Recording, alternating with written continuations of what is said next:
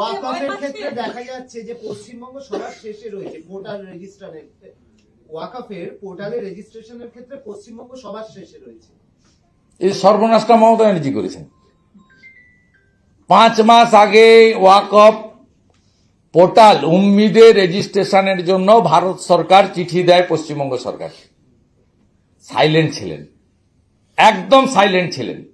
ঘুম কখন ভাঙল? 18ই November minority affairs minister mister Kiran Rijiju তিনি মুখ্যমন্ত্রীকে ডিও লিখেন। মুখ্যমন্ত্রী মাইনরিটি দপ্তরের মন্ত্রীও বটে।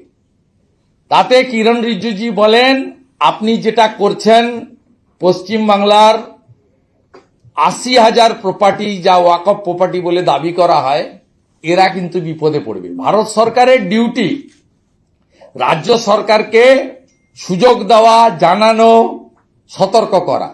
5 মাস আগে গোটা ভারতবর্ষে উম্মিদ পোর্টাল চালু হয়েছে। কিরণ রিজিজুজি 18ই নভেম্বর চিঠি দেওয়ার পরে পিবি সেলিমকে ডেকে মুখ্যমন্ত্রী বলতে বাধ্য হন যে এখনই নোটিফিকেশন করো, 5ই ডিসেম্বর শেষ হয়ে যাবে। এই পোর্টালে ডিজিটাইজ করতে গেলে, নথিভুক্ত করতে গেলে কতগুলি কাগজ লাগবে? 46 রকমের কাগজ লাগবে। এই 46 রকমের কাগজ অধিকাংশ ওয়াকফ প্রপার্টি হোল্ডারের কাছে নেই। এই কম সময়ে তৈরি করতেও পারবে না, সংগ্রহ করতেও পারবে না। তার ফলে উম্মিদ পোর্টাল থেকে বঞ্চিত হয়েছে পশ্চিমবাংলার ওয়াকফ প্রপার্টির যারা কন্ট্রোল করছেন, মোতোয়ালি, সেই তারা বঞ্চিত হয়েছেন। এর জন্য যদি কেউ দায়ী থাকেন, তার নাম হচ্ছে মুসলিম সমাজের চোখে তাদের যিনি রক্ষাকর্তা, সকল্ড রক্ষাকর্তা, সেই মমতা বন্দ্যোপাধ্যায়। তিনি মিসগাইড করেছেন, মিসলিড করেছেন, এবং তিনি পশ্চিমবাংলার ওয়াকফ প্রপার্টির যারা মোতোয়ালি রয়েছেন, মূলত মুসলিমরা, তাদেরকে বিপদে ফেলেছেন তিনি। এখানে বিজেপির কোনো রোল নেই।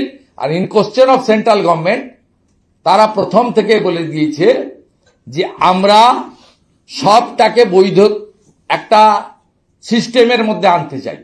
সেই কারণেই ওয়াকফ অ্যামেন্ডমেন্ট বিল, কোনো ওয়াকফ প্রপার্টি ছিনিয়ে নেওয়ার জন্য এই অ্যামেন্ডমেন্ট আসেনি। যেদিন ওয়াকফ অ্যামেন্ডমেন্ট বিল পাস হয়ে গেল, সেদিনও তৃণমূলের 3 জন এমপি ছিলেন না সংসদে ভোটদান করতে, অ্যাবসেন্ট ছিলেন। এখানে একদিকে লড়াই করার কথা বলছেন, অন্যদিকে মানুষকে বিভ্রান্ত করছেন। এই বিভ্রান্ত নতুন নয়, সিএএ কে এনআরসি বলেছেন। এক বিভ্রান্তি এখনো বলেন উনি যে সিএএ তে অ্যাপ্লাই করলে আপনি নিজেকে বাংলাদেশি ডিক্লেয়ার করবেন। তা আপনার প্রত্যেক দিন তো 100 জন 200 জন করে সার্টিফিকেট পাচ্ছেন। প্রমাণ হয়েছে ওনার কথা মিথ্যা। সিএএ মানে এনআরসি নয়, সিএএ কাউকে তাড়ানোর আইন নয়। হিন্দু, বৌদ্ধ, খ্রিস্টান, জৈনদেরকে নাগরিকত্ব দেওয়ার বিল। এসআইআর নিয়ে 21শে জুলাই একই কথা বলেছিলেন, पूरा आंदोलन होगा, पूरा लड़ाई होगा, एसआईआर नहीं होगा। আমার কথা নয়, মমতা ব্যানার্জির কথা, রাজ্যের মুখ্যমন্ত্রীর কথা। 21শে জুলাই ধর্মতলাতে ওনাদের সমাবেশে সেই এসআইআর এগিয়ে যাচ্ছে। আজকে মিথ্যা প্রমাণ হয়েছে। ওয়াকফ অ্যামেন্ডমেন্ট বিলও তাই।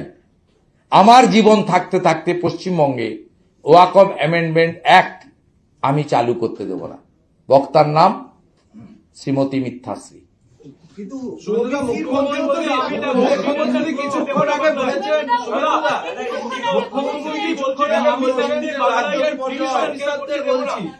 রাজ্যের পুলিশ অফিসারদের বলছি, এত ভীতু হলে চলবে না, প্রোঅ্যাক্টিভ হন। প্রচুর লেনদেন হচ্ছে বর্ডার দিয়ে, সব পাখি মাছ খায়, দোষ হয় মাছরাঙা। আচ্ছা, তার মানে ওনার পুলিশ কাজ করছেন না। তো অনেক আগে হুমায়ুন কবিরই বলেছিল যে মুখ্যমন্ত্রীর পুলিশ দপ্তর ছেড়ে দেওয়া উচিত এবং অভিষেক ব্যানার্জিকে দিয়ে দেওয়া উচিত। হুমায়ুন কবিরই বলেছিল। তো এখন 1-1.5 মাস আছে মনে হয় এমসিসি চালু হতে, 2 মাস। এই 2 মাস উনি ছেড়ে দিন। পুলিশ যখন কথা শুনছে না, উনি সব সময় অন্যের ঘাড়ে দোষ চাপান। উনি ভোটের সময় বলেন 294টাতে আমি প্রার্থী, আবার যখন পার্থ চুরি করে জেলে যায় বলে পার্থ এসব করেছে আমি জানতাম না। বলছে শুভেন্দুদা, ওবিসির মধ্যেও তো মুসলিমদের ঢোকানোর কথা হয়েছিল, কিন্তু সেটাও তো হাইকোর্টের স্টে অর্ডার থাকার জন্য হয়নি।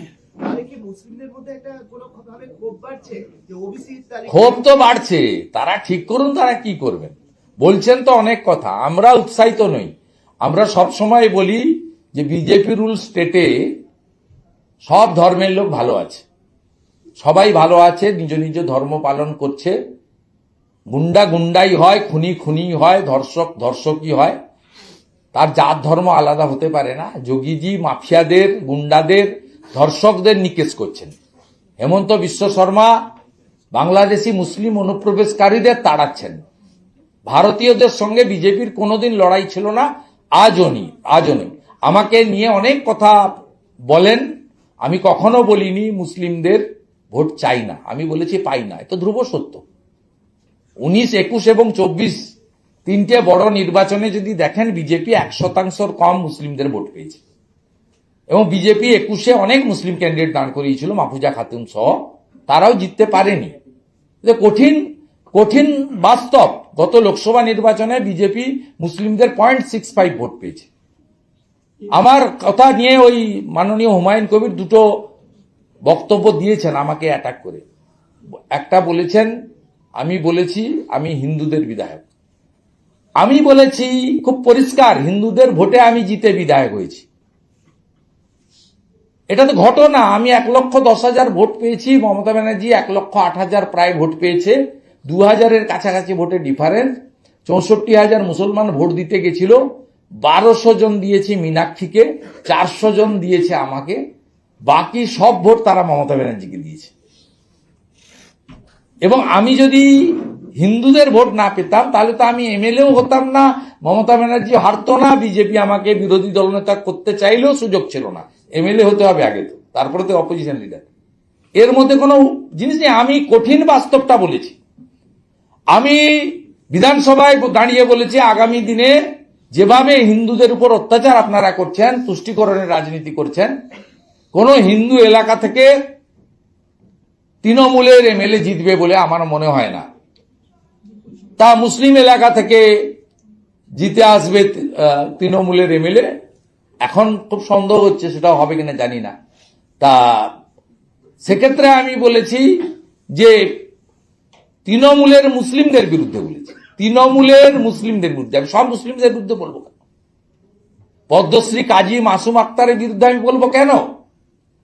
আমার তো বলার কোনো দরকার নেই। যে লোকটা জাতীয় সঙ্গীত গাওয়ার জন্য সাসপেন্ড হয়েছেন, মার খেয়েছিলেন হসপিটালে, তার স্কুলে জাতীয় সঙ্গীত গাইয়েছিলেন প্রেয়ারে, তাকে মার খেতে হয়েছে।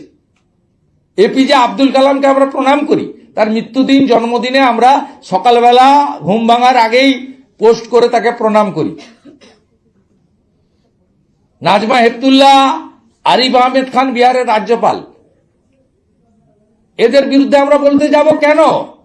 আমরা যাদের বিরুদ্ধে বলি তারা, আমার সন্দেহ আছে নামাজ পড়ে কিনা, আমার সন্দেহ আছে তারা দান ধান জাকাত করে কিনা, আর যেগুলো হারাম আছে সেই কাজগুলো তারা করে, সুদ খায়, মদ খায়, যা যা হারাম আছে সেই কাজগুলো করে।